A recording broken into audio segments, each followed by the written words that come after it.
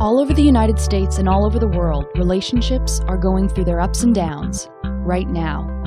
The Oxygen 365 podcast brings you some of the best relationship advice, thinking, and practical ideas available. Advice you can act on this moment, or tonight, tomorrow, or when you need it the most. Our collection of interviews with some of the top authors, speakers, and leaders in all aspects of relationships can help you grow, get through a trouble spot, or make an already good day great. Get ready to join our host, Noel Metter, as he interviews our guests each week, bringing you the best and most current information on improving your relationships. Whether you're dating, engaged, newly married, empty nesters, or in the thick of a problem, you're sure to gain something from our interview today. So without further delay, here's Noel with today's guest and a ton of solid, practical relationship advice. Welcome to Oxygen 365. I'm your host, Noel Metter, and this is episode number 15. Today's guest is Michael Dye. Michael has worked with hurting and addicted people for over 20 years. He's a California National Level 2 and International Certified Addiction Counselor. He developed the Genesis process, which is a hugely successful relapse prevention program, while he and his wife, Kathy, were the program directors for the Santa Barbara Rescue Mission. And in addition to his private counseling practice, Michael works full-time training counselors and churches in the Genesis counseling skills. Michael, welcome to the show. Right. Actually, it's been 35 years. I'm getting a little longer in the tooth now. So 35. Wow. Well, I'll tell you, you've been one of those guests that I've been really looking forward to having on the show, because I think the topic that we're going to discuss today is very relevant. Unfortunately, it's become way more relevant than I think many of us would like to. But at the same time, I think there's a lot of misinformation out there about addiction and how to get help. Is there hope? All those kind of things. So I'm going to jump right in there. Okay. But excited to have you. I know that, as someone who has done a lot of counseling and working with couples, this is a topic that comes up a lot. So, let's just start with maybe defining addiction. And, for someone who is addicted, whether it's behavior or a substance, how do you define that? How do you define if someone's addicted? Well, it's actually pretty simple. And I like the simpler something is, the more effective it is. And I define an addiction is when we continue to do something that we know is not good for us, something that's self-destructive, and we continue to do it anyway in spite of the consequences. So the logical thing, if I'm doing something that I know is really not good for me, then why don't I stop it? Okay? Then there's something else in play there. But I think it also is really important to define the word recovery. And this is foundational to Genesis and what we're seeing, difference between sobriety and recovery. Of course, sobriety just means to abstain. You're not doing it anymore. But the word recovery, which is misused so much, actually means to return to a former healthy state. In other words, become the person you were before you were abused or traumatized, and then start a coping behavior in order to deal with it. Mm-hmm. So that's what real recovery is to become the person you were before, the trauma caused you to become addicted to coping behaviors. Mm-hmm. Mm-hmm. So that's different than what most people see. Yeah, that is. Absolutely. Because I think a lot of people look at addiction as sobriety, right? I haven't had an ounce of alcohol for 25 years. Right. Thus, I don't have an addiction. But I think we a lot of times, step over and quickly move to sobriety versus recovery, which you put a lot of emphasis on. And maybe tell us a little bit of how does someone, well, let me start by asking what contributes to the development of an addiction? Well, let me say that if you give up a coping behavior without dealing with what it's there for, what it's there to cope with, you end up having to trade one addiction for another. And we call it trading seats on the Titanic. Yeah. Is that, what it was coping with is still in play, and it's still the pain or whatever it is. And so you have to end up finding, another way to cope with. So there's not real freedom in that. And of course, sometimes the new coping behavior might be better than the old coping behavior. But it's still, if the issues that are driving the addiction aren't dealt with, then you just have to find a new way to cope. Take us into the mind of an addict. I think that's where this starts, right? A lot of the stuff that we're talking about today is essential to what's going on, the chemicals, and even the way that we're processing the pain, the trauma that you reference. Can you walk us through that? What's going on in the mind of an addict? Well, it's, look at the definition we have of addiction, which is doing something self-destructive in spite of the consequences. I haven't met anybody who, and that term isn't an addict, which means everybody does something. It just, some of them are more destructive than others. Mm-hmm. But actually, most of the roots of addiction we know now happen in the first 2 years of life, unfortunately. What? A little baby. In the first 2 years? Actually, the first 9 months of life. Oh my gosh. Yeah. And this is how it works, is that in the first 9 months, a year, 2 years at the most of life, that a little baby's brain makes a simple decision, whether the world is safe or dangerous. If the world is safe, the brain wires itself into a exploratory and creative brain. See? But if you grow up in what we call chronic inescapable stress, then the brain wires itself into a hypervigilant brain. So I'm going to oversimplify things. But what happens is there's this part of our brain called the limbic system, which interestingly enough is what the very heart of the brain. It's the very center of the brain. It controls everything that you don't control. Yeah, I've heard that. Yeah. And so when the brain becomes hypervigilant, which means, the world is dangerous, the neurochemistry of the brain changes a lot. And usually that comes from, like we said, chronic inescapable stress. So the bottom line of it in these first couple of years is that when our ability to bond, trust, and attach to other people, gets damaged, then we have to learn to meet our own needs, which is called self-gratification. Okay? And that's not the way we're designed. We're designed to get our needs met through relationships, both relationships with God and with people. Okay? And of course, what we call a double bind is that we are social bonding human beings, who wound each other. So the thing I need the most is also the thing that's wounded me the most. Oh, wow. You see what I mean? Yeah. Yeah. And so it's relationships that mess this up. Mm-hmm. And it's relationships that'll heal us. But if we get into this place where we can't bond, trust, and attach to other people or God, then we have to learn to self-gratify. And this is a key, not only to addiction, but also to recovery. Because all addiction is self-gratification. I mean, not anybody find a flaw in that. Now, that's an interesting definition. Wow. Okay. So, I say it's so simple. Once the simpler you make something, the more powerful it is. Right. So if all addiction is self-gratification, then all recovery is going to be what? Learning to get those needs met as we were designed from and gratification from other people. So when I'm down, depressed, angry, lonely, I'm designed to get that part of me filled, which is my heart or this limbic system, filled with relationships from other people. And that makes me a healthy human being. But if I can't trust other people because I've been so wounded by them, then I have to learn to self-gratify. And that's what all addictions do. And especially when we're talking about, I know you have a lot of military personnel, but all addictions do the same thing.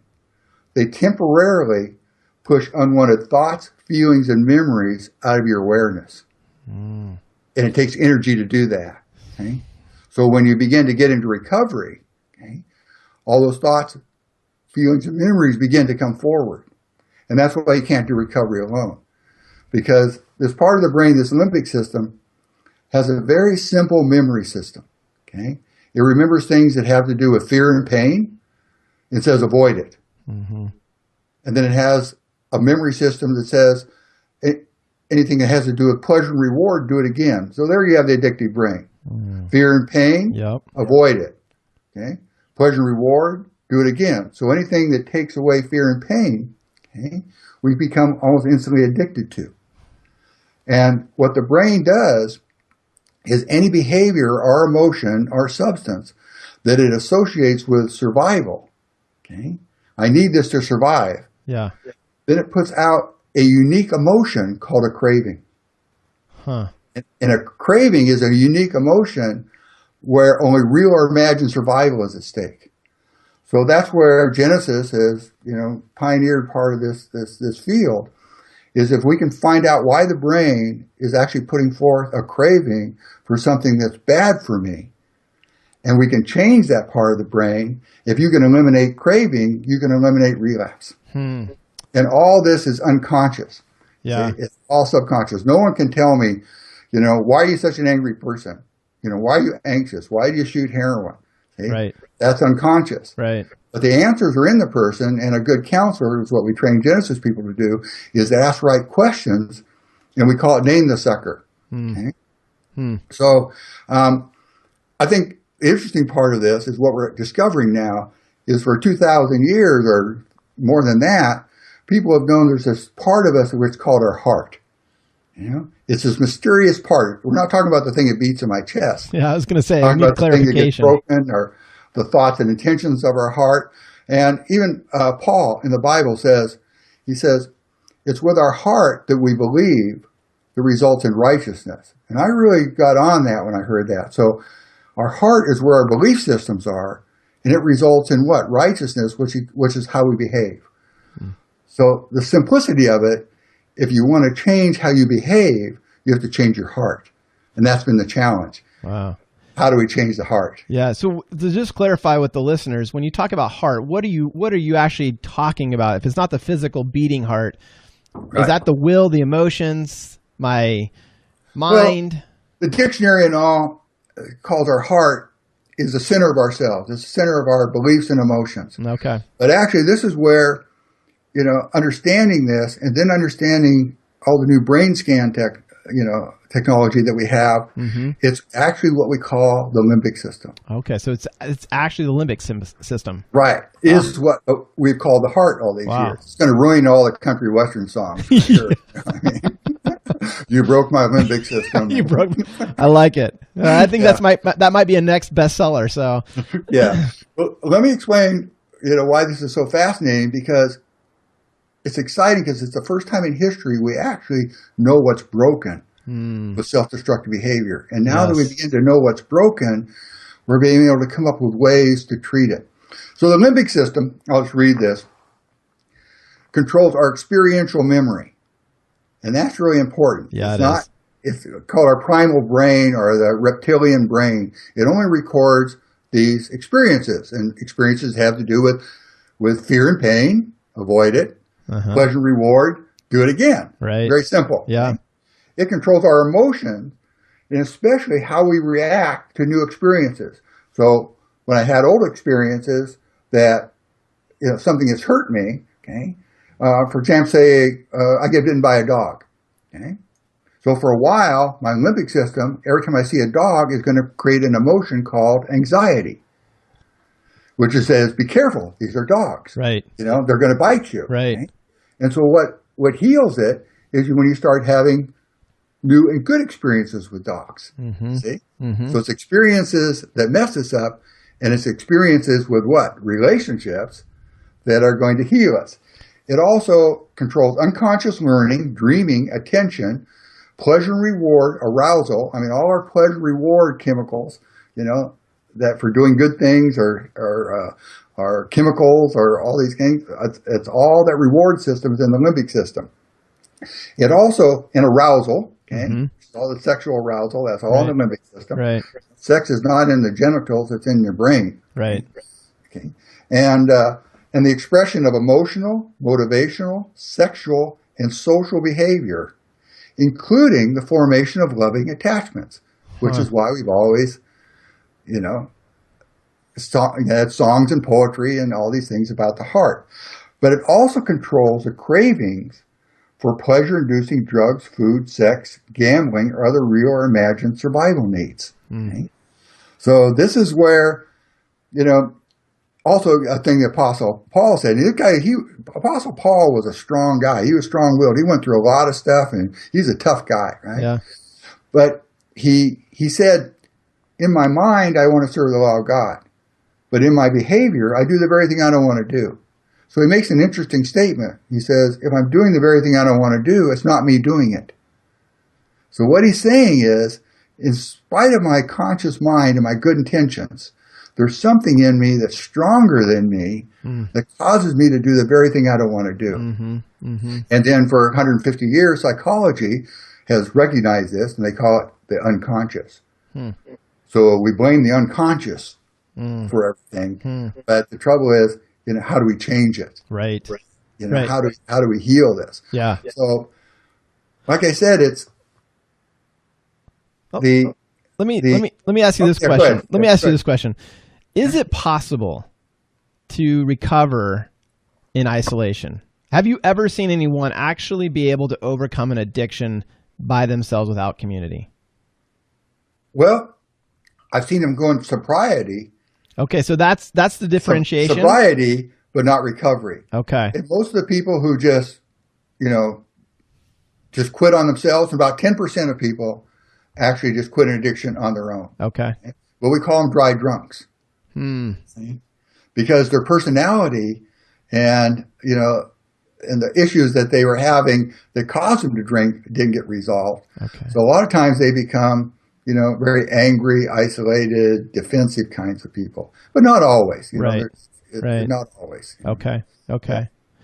So here's another question. I mean, this is so fascinating to me when you start to actually peel back the layers of addiction and then talk about recovery.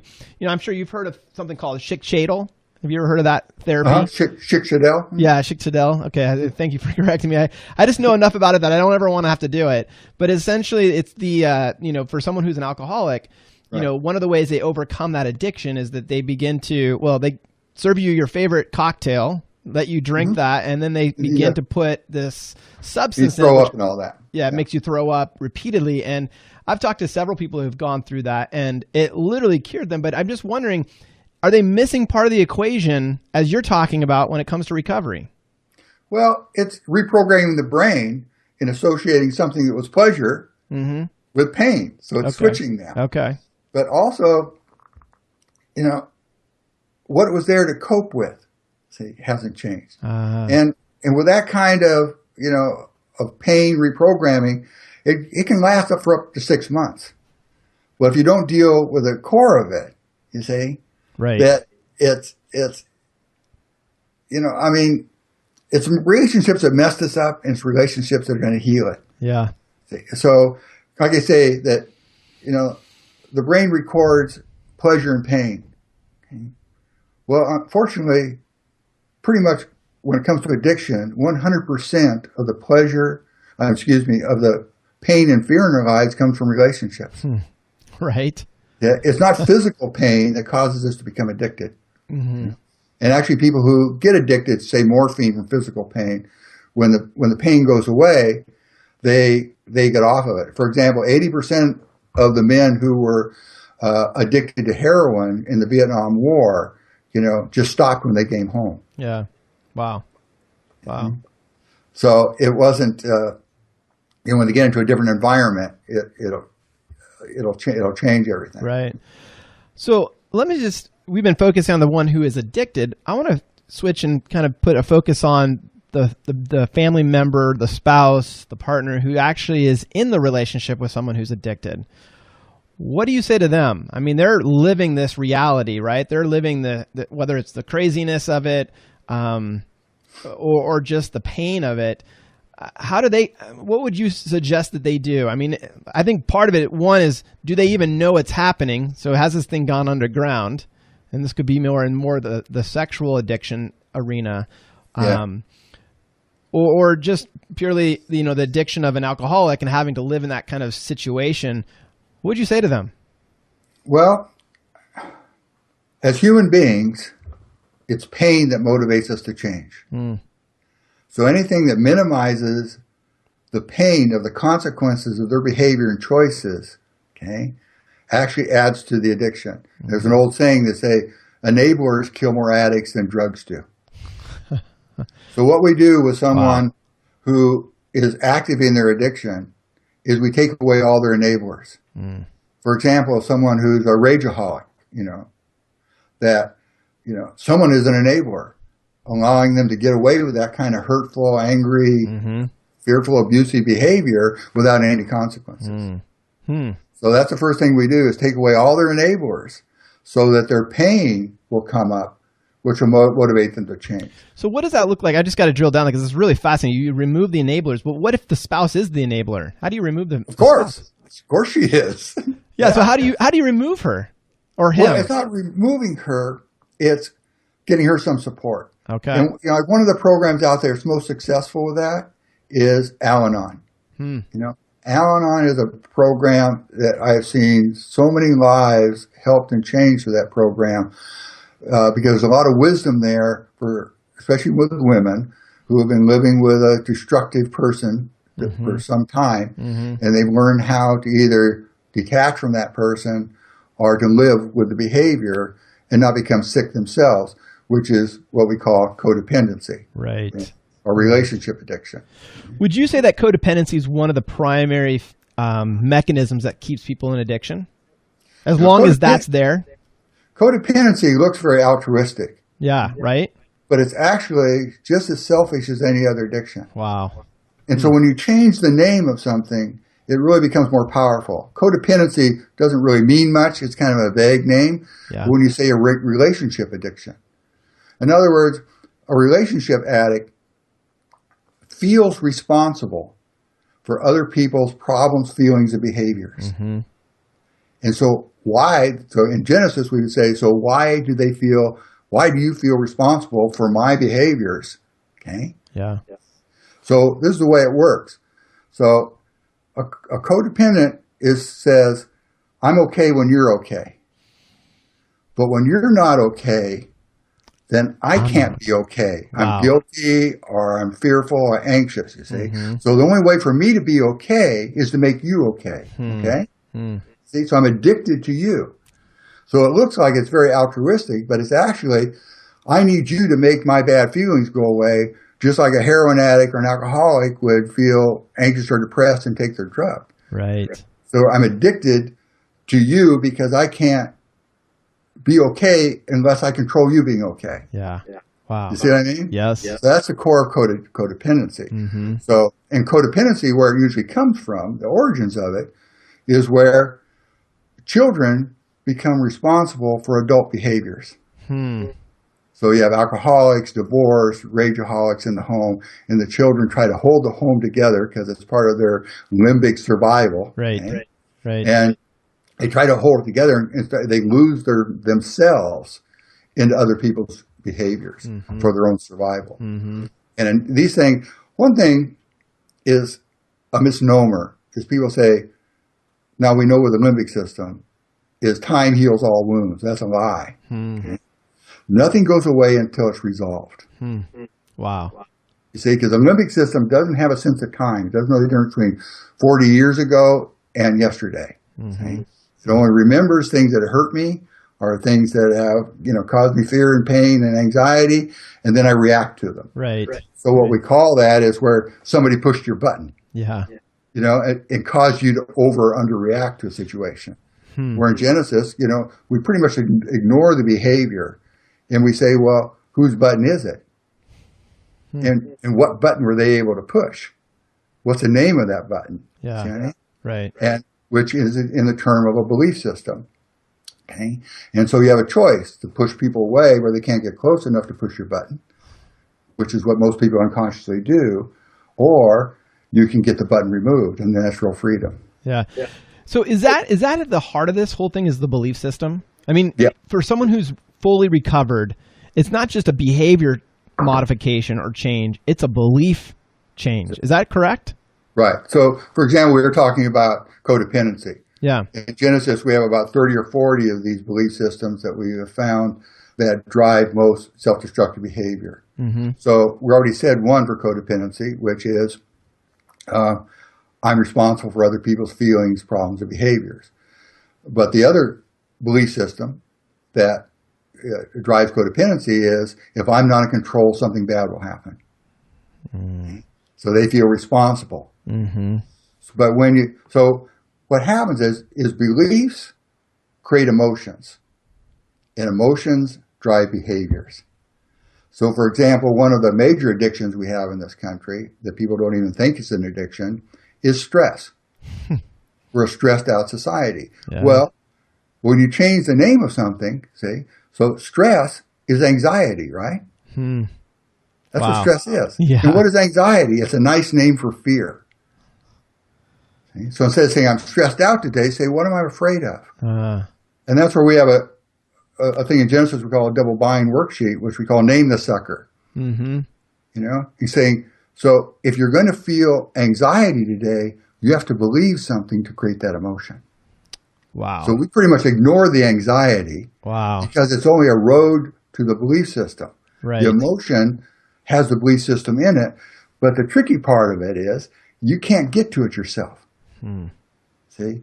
And that's why Genesis, we train the counselors only ask questions, because it's your life, it's your trauma, and how you coped and reacted to it is all in you, not in me. But I can ask the right questions, okay, in a safe atmosphere that the limbic system will begin to reveal its secrets. And that's why we have the change groups. And there's rules and structures with these change groups. And the main thing about it is when it gets safe, right? Then these unconscious, sabotaging, destructive belief systems will begin to reveal themselves. Right. Right. So when you have anxiety is one thing, right? What do you do about that? You have to take some drugs or do some yoga or something. But when you get to the belief system, now there's all sorts of things. So that's the key to real recovery. Yeah. Yeah. Okay? Is you had a trauma and you create a belief system. I'll never trust anybody again. All men are, you know. And, a real common one under addiction, especially for men, is no matter how hard I try, it'll never be enough. Yeah. You see what I mean? So we would say, there's the belief system. So how does that make you feel? Angry, anxious. And then the next question is, how does that affect you in your relationships? Yeah. So this is where it gets tricky, is how do you change the belief system? Yeah. Because it was established experientially. Right. So talk therapy doesn't work with addictions. See? This is so huge. This is so huge what you're talking about, because I think so many people, they don't realize the power of a trauma, and then ultimately that it was an experience that created it, and then they're thinking that if I do the talk part. So tell me, what is your prescription to help as it relates to that trauma and it being experiential? Well, like I say, out of the trauma came a survival belief system. You know, I got wounded, rejected. You know, I will never trust anybody again, which is extremely the most common belief system for people who have been abused, or you know, people coming out of war, you know, and PTSD. Yeah. So let me put it this way, okay? Is the mind will replay what the heart doesn't delete. See, so and that's where let me just make sure I get that. So the mind will replay what the heart has not deleted. Deleted. Okay. So the limbic system has not deleted, is what you're saying. That's right. Okay. So the mind is trying to replay it. So I think that's very common with PTSD. Okay. Let's talk. Let's just stop there for a moment, because we have a lot of listeners that you know we've worked with on the side of, you know, wounded, ill, and injured. And most of them invisible wounds, PTSD. Right. So yeah, let's just camp out here for a second. Wounds. They're limbic wounds. Yeah. So with PTSD, what's happened is they went through traumatic experiences where it doesn't make sense. And I think I talked to you before a little bit about this. Like World War II, there wasn't nearly as much of this. Right. Because it was real clear that we were the good guys, Hitler and Japan were the bad guys, and we saw a lot of bad things, saw our friends die, and did a lot of things, but it was worth it because we won. You see what I mean? So my brain is able to put it away and compartmentalize it and say, yeah, all that trauma was worth it because, you see, the outcome was good. But where you have Vietnam and Afghanistan, it's a war that we didn't win, we're not going to win. And so how do you justify and compartmentalize, you know, especially justify all the things that you saw and did and were traumatized? It doesn't make sense. See? So the heart hasn't been able to put it away and compartmentalize it. So the brain keeps playing it over and over again, trying to find a way to resolve it. Yeah. So how do you delete? How do you hit the? I think a lot of people want to know, how do I delete that trauma? I mean, if we're talking about PTSD, these things have happened. I didn't necessarily sign up to see them happen, but they've happened nonetheless. And now my brain can't turn it off. So how do they delete it? Well, it's the same with all addictions, and so, and especially even with sex addiction, which is, I'm sure your military families are dealing with it. Mm-hmm. It's pandemic. Mm-hmm. 60% of all divorces in the United States now have pornography as a major issue. Wow. The average age of first view of pornography is between 8 and 11 years old. It gets younger and younger all the time. Mm. So it's really screwing up people's ability to have relationships, which is in the limbic system, isn't it? And when you mess that up, then what's your whole life going to be like? You see what I mean? Mm-hmm. If we're not able to live in a way that we were designed, okay? So I think the key is the word designed. So there are therapies now that are trying to work with this. EMDR is one. They're using that with PTSD and somewhat successful. But now, what is that? For our listeners, is that rapid eye movement?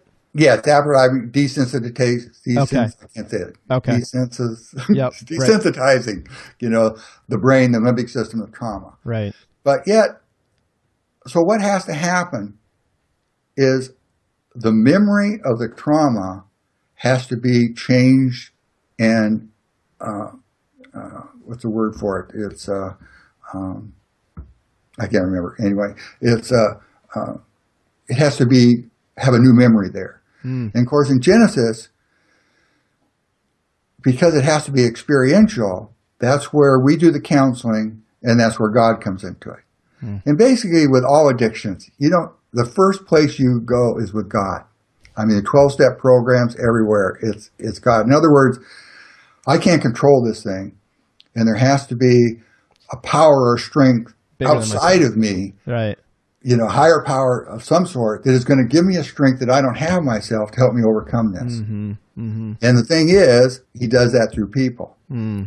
So when we name the sucker and get the belief system, no matter how hard I try, it's never good enough. Because I grew up on a farm, and whatever it was, no one ever worked hard enough, and I became a workaholic, rageaholic, sex addict. You know what I mean? Then to go back into the emotion, we call it a road to the wound. Okay, and there are several different processes. Theophostic is another process that does this. It uses the emotion to get back to the original memory, and it's called body memories. See, our mind can play all sorts of game with us and deceive us, but our body remembers.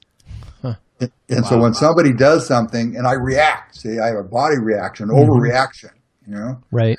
Especially with sexual abuse survivors and that sort of thing. Okay, that's because it's reacting to that original memory. Wow. So when the person, we have like 400 or 500 groups going with this, and I don't know, we've had thousands and thousands go through this. I'm a what works guy, and when people have an experience with God, who reframes that memory. In other words, we take the belief system to God and say, God, what's the truth about this belief system? And when he speaks to the person individually, okay, that is experiential and it changes the belief system. And I've had people, I do one exercise with 300 people at a seminar at once, okay? And we'll go say find I don't trust anybody, or no matter how hard I try, it's never good enough. And we'll say, how strong is that emotion in their body? And they'll feel, it's a 10, right? We take them through this process, and in 10 minutes, I said, after they have this experience, see? Yeah. Then I'll go, okay, say it again. And they say, it's not there. Oh my gosh. The body, they don't believe it, so their body's not producing the emotion anymore. So I got to make sure I'm clear on this. So you have a group of 200 to 300 people. You select someone from the audience to come up who is dealing with. No, I take the whole group through it. Oh, you take the whole group through it. All through 300. Oh my gosh. We have several different ones. Yeah. But everything in Genesis is geared towards using reactions and problems in life and to get to this belief system to heal the belief system. Yeah. So that's where recovery is. Right. Is returning to a former healthy state, to the person you were, and in changing the coping belief system that is there. So the bottom line of this, especially comes in, which is the bummer of all the research, and it's very good research, that most of this happens in the first year of life. I mean, our propensity to become addicted happens then. Yeah. Okay? So, Mike, go ahead. Whatever we substitute for love and relationships, we can never get enough of. Yeah. Wow. And that's the core of addiction. Yeah, that is. Because we're living in a way that I'm not designed to live. Mm-hmm. So how do I cope with that? Mm-hmm. And that's where the brain starts to equate things with survival. So addiction, interestingly enough, is not about getting high. Huh. People get high, don't get addicted. Addiction is about being normal. I'm all anxious, I'm depressed, can't cope today, so I do this behavior, or I take a substance, and now I'm okay, I can cope. So the brain says, you need this to be normal to survive. Right. And so it creates a craving for it. Mm. So our basic cravings in the limbic system, there are only three basically: food, sex, and safety. We have natural cravings for food. Okay. We have natural cravings for sex and for safety, which means to feel normal. That's where drugs and alcohol and all that come into. So that's why food and sex have the lowest recovery rates. Huh. Because they're natural cravings. They're right. Yep. Exactly. Where alcohol is not a natural craving. Mm-hmm. But food and sex are. And when they get perverted into coping with areas they weren't designed to cope with, then we can never get enough of it. Wow. So I have to ask the question. I mean, if you're saying that the propensity towards addiction happens within the first year of life, is it possible to overcome this? Oh, sure. So you're saying, what's a percentage? Can you put a percentage on it of how many people go through your Genesis process that actually come through it and are healed on the other end, or recovery is a part of that? Well, it's hard to say because we have groups and all that, but we get things all the time and say, I went through this process, I'm a different person. Yeah, yeah. And of course, there's all sorts of agencies who are using the one-on-one relapse prevention process. We have two processes: the group process, which doesn't need, we have DVDs with that so you can facilitate it. Okay? And then we have a one-on-one process for more severe residential recovery, relapse prevention, but that has to be done with a trained counselor. Right. And that's an interesting question. And we're coming to the end of the show, but I need to ask, I mean, it seems like there are different levels of addiction in terms of severity. How do you classify that? I mean, if I'm, let's say I'm in a relationship and I think, well, I think they might have an addiction, but I'm not really sure. And yet, if they were to come to your process, you'd say, no, this is a whole different situation. Way of approaching things. Yeah. But, that's where, in order to get into recovery, you first have to have sobriety. So that's, the most successful program for sobriety in the world is the 12-step AA and NA type program. Okay. And it's interesting because we know this about our heart and limbic system. One of the reasons that 12-step groups work is a phenomenon called herding, like a herd of animals. Okay? Is when you get into a herd of like animals, or humans, it raises serotonin in the brain. And serotonin decreases dopamine, which is where cravings are. Wow. So an addict will say, I got to get to a meeting today. Yeah. Because they're starting to have cravings. Right. And when they get into their own herd there, serotonin comes up and reduces the cravings. And that's why AA people don't go to an NA meeting. It's a different herd. They don't work. Yeah. See? Or a lot of Christian people, want to have a church group rather than an AA group. Yeah. But, the bottom line is all addictions are extremely isolating. Yeah. Yep. Because of that belief system, I can't trust anybody, it's nobody's business. And also the fear of they're going to make me give up this behavior, and then how am I going to cope? How am I going to handle life? Right. But see, the limbic system is programmed to help you avoid fear. And it's not safe to face those memories and thoughts, feelings, thoughts, and memories, alone. Right. Mm-hmm. But when you get into a crowd, then the limbic system senses a sense of safety and will begin to, allow you to feel some of these things, because you have to feel to heal. Yeah. Yes. Because the belief system's in the emotion. So if you can't feel, you really can't heal. And so especially with PTSD, they're so overwhelmed, and I've been through things like that, and where you have to just shut down, and India and Egypt are just a poverty and death and all around. You have to shut it down, and if you do that very often, it doesn't just come back. And for a lot of us, especially as men, we were taught that our emotions are something you don't feel. You can't handle your own problems, and don't ask for help, and all those kinds of things. And so it's very difficult for us sometimes, to heal. Yeah.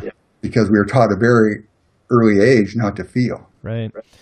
My last question. This has been so good.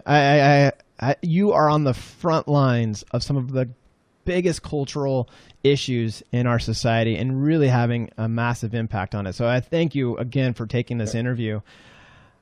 35 years you've been in this, and you've seen a lot. Yeah. What would you say is the one thing, if there's one thing you could communicate to that addict today, that person who's just at the breaking point in so much pain, isolated, what would you say to them? Well, I'd say one thing we have in Genesis that says the right thing to do is the hard thing to do. And what's the hardest thing, especially for men? Ask for help. And that's where all recovery really begins, with humility. And humility asks for help, whereas pride says, I can do it myself. Wow. Okay? And so it opens up the heart, this humility. Okay? And of course, that's what hitting a bottom is. And some people, I've worked with people who don't have a bottom. They go into the ER and get jump started and walk right back out in youth. They don't seem to have, a bottom. But a bottom is when the pain of the behavior gets to be greater than the pain of giving up the behavior. Then and only then will people begin to start getting into recovery. Okay? So that's why we want to take away all their enablers, and which are usually family members, or sometimes it's even the government giving them welfare and all, and so they don't have to get together, and they're using their welfare for drugs and all that, or even with some of the PTSD work I've seen done, it kind of just validates how bad they feel and how messed up they are, without giving them the most powerful part of recovery, which is something called hope. Hope is a very powerful noun. It's something you have or you don't have. And people who have it, are affected much differently than people who don't have it. And hope actually comes from change. Okay? Yes. And change comes from taking a risk. You see? Right. And so, like you were saying, addicts, they take the risk to go to a meeting and ask for help. And then they see other people there that are changing. So that gives them hope. Wow. And hope is what gets you through a bad day. Whereas hopelessness, you won't be able to think of one reason not to use when you have a bad day. Yeah. Wow. So these are all key to the brain and these things we've known for years, but now we understand that the neurobiology of it, and the spiritual component of it, and how the two together actually change our heart. Wow. What we've been talking about is called the Genesis process, and this is Michael Dye, and I just want to say, Michael, thank you again. This has been a wealth of information, and not just information, actual information that can change lives. And so to that end, thank you for what you're doing. And for you that are listening, all this information about how to get a hold of the Genesis process, tell our audience a little bit about what, if they need to take that next step What can they do? I know that you have several different things that they could begin Well, to do right now. we have a website, and it's genesisprocess.org, and that has information about the different materials we have and how to start groups. And there's also a map on there of groups and programs for people who are looking for help. Or now with the groups, if we have the DVDs, people can start their own group. It's pretty easy as long as you follow the rules, because you got to have this safe atmosphere for the secrets of the limbic system to begin to manifest. Now, is that a training? And it's amazing how people have experience of, I'll just put it this way, of God moving through people to change their lives without professionals. And moving through them to change other people's lives in these groups. Okay? And then there's some YouTube videos that explain some of this stuff also. Yeah. But we try to keep it pretty simple. Yeah. So is the training to be a facilitator of your program, is that like an online, or do I come to an actual event? Well, the group training, we have DVDs. Okay. And I take everybody through each process and introduction, but there's also a whole DVD on there on how to train the facilitators to run the group, which really isn't difficult now that we have the DVDs to follow along. Right. Now, the one-on-one, more intensive and inner healing kinds of process that we have for relapse prevention, I do those live trainings. Okay. I may have one coming up in Coeur d'Alene in the fall. I'm not sure. I don't do too many of them anymore. I'm getting older. I don't travel very well. But now we have an online training. Okay. Where people can go through the one-on-one counselor training online. And it's actually better in some ways because they can go through it kind of slowly. Yeah. Rather than being overwhelmed in 4.5 days with all this information. Yeah, because, I mean, just what you've shared in the last 40 minutes, I'm going to have to take some time to process through. It was a lot. Yeah, it is a lot. But the main thing is that there's hope. Yes. Because we actually know what's broken. Yeah? And we know that, whether it's heroin addiction, alcohol, or rageaholic, or even an anxiety addiction. Anxiety addiction is probably the most destructive addiction in our country today, and people don't even know it's an addiction. Yeah, right. I've never even heard that. So, but anything that speeds up the body dulls the awareness of physical and emotional pain. So anxiety and anger, neurochemically, when you look at the brain scans, is almost identical to cocaine. Wow. So, how do people get anxiety? They worry. They worry because why? Because it creates anxiety. Right. And anxiety speeds you up and basically outruns depression and become addicted to it. So people are wound up, stressed all day. They say they don't like it. But, in Genesis we say, well, what would happen if you gave up anxiety? Well, I'd be depressed. So would you rather be anxious or depressed? Well, I'd rather be anxious. You're just trading one for the other. Yeah, but see, it's unconscious. Right. But when you get to the belief system that creates anxiety and you get some healing in that belief system, then there's some freedom. And seeing, especially with food, like food, you would say, why do you eat when you're not hungry? We ignore the dieting. See? Yeah. When you answer that question, then we can begin to heal. Why you have this craving for food when you're not hungry. Right. It's the limbic system. Yeah. So you see, so this is kind of how it works. And that's why I'm so excited about it, because we're seeing people really get free rather than just find systems to cope with their behavior for the rest of their lives and relapse back and forth. Well, I'm already seeing episode number 2 coming here shortly, and then no, I'm just kidding. But I mean, it's so true, because we spend so much time working with couples, and yet all of this is so connected, right? I mean, you can teach behavioral modification, communication skills, resolve conflict, but if you're not getting to the heart of the matter, which is oftentimes the belief system, the emotion, to the limbic system of the matter, right? Yeah, all that stuff is. It can be an attempt to help, but I don't think it really hits where it needs to. So, well, a lot of times what happens with couples, Noel, is that we find that people are okay until they get married, right? And then when they get married, it's the first time they let somebody get close enough to them to push their buttons, and so they react to the person who's pushing the button, right? See? But they're not the person who put the button there. You see? So you get these reactions with each other for their childhood stuff and pushing these limbic wounds. And, it's like when you have a sore in your arm, somebody comes up and grabs it. Yeah. They didn't put the sore there, but what's your reaction to them? Right. You get angry, you know? You see, and it's just, that's a limbic kind of reaction to pain. So that's one thing for couples is, communication skills and all that happening. But we call it a road to the wound, that when you get your button push or an overreaction, it's an opportunity through that incident, through the body memory, to get to the original wound and heal the memory. And that's what changes the behavior. Yeah, I think episode number 2 is definitely coming this way. Michael, I want to say it's fun. Thank you for allowing me to be on your show and to, maybe give some people some hope. Absolutely. That there can be freedom, but it's a lot of work. See? It is. Because you're moving towards the very fears that cause you to be so destructive in the first place.